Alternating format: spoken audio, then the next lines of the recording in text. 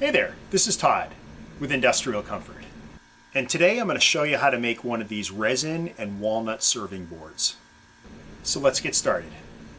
I'm going to start the project with this walnut slab. I'm going to cut it with a circular saw instead of a jigsaw or a bandsaw because it's going to leave a cleaner cut that will allow me to then reference it for the next cut so that we can get this shaped up for the resin mold.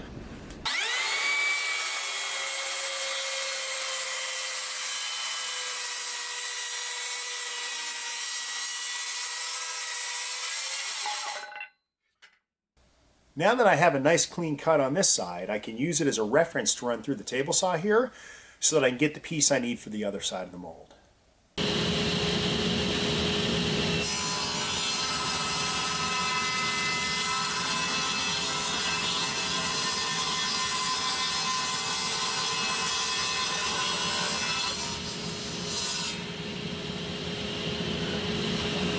I've got the two pieces for the mold. I'm just going to run them through the planer to make sure that we're starting with an even surface.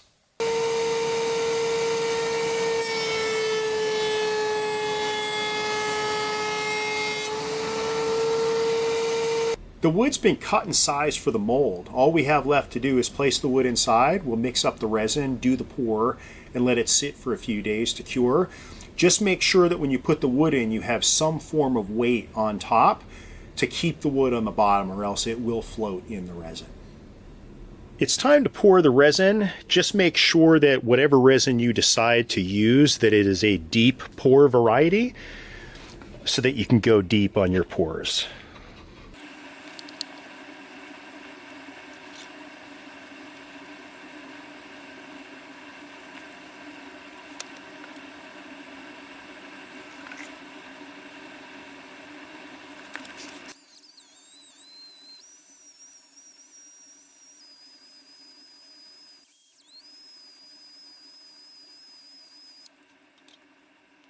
I'm going to mix in some mint pigment, and I'm not going to go too heavy on the pigment as I'd like it to have sort of almost a translucent look once we make the pour.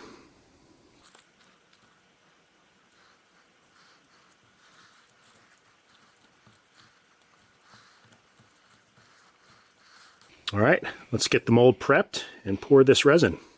We've got the wood in the mold. We're ready to pour the resin. Now, a couple of tips. Always have acetone on hand, just in case you have to clean anything up. And then I've got a heat gun, and some people prefer to use a torch, but that'll help get the air bubbles out once we do the pour.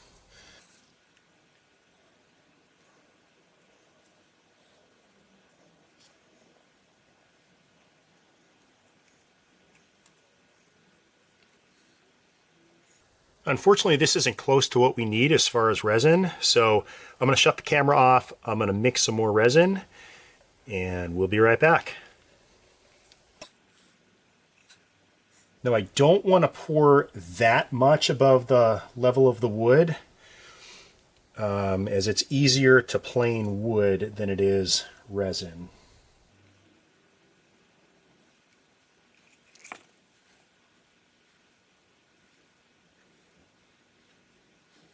Now, you don't have to do this. Just thought it'd be nice to create some patterns.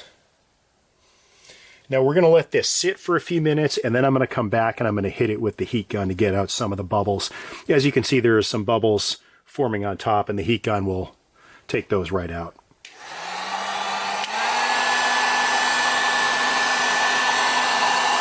I don't know if you can see the bubbles just disappearing once the heat hits it.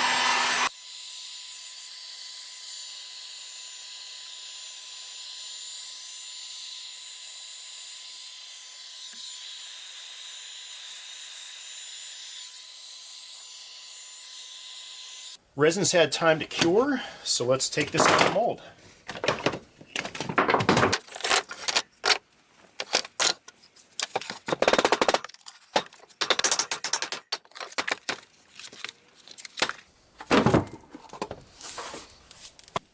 Because the resin is self-leveling, we actually have a reference plane on the bottom that we'll use to get the top level, then we'll flip it over and we'll plane the top.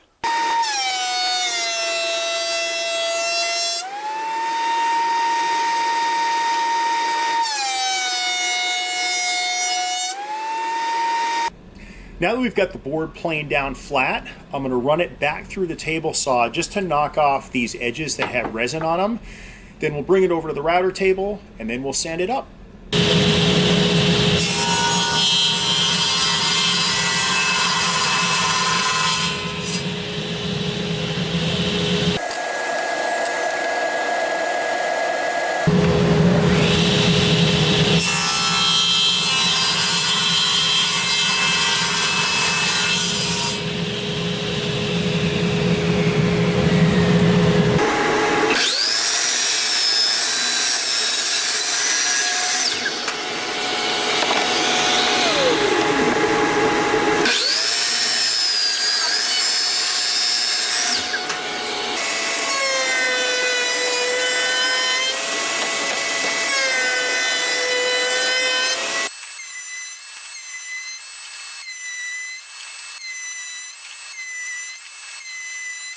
Now comes the sanding process to get the shine that we're looking for this cheese board. We're going to start with a wet sand at 400 grit, work our way all the way up to 3000, and then add some compounding to really get that shine.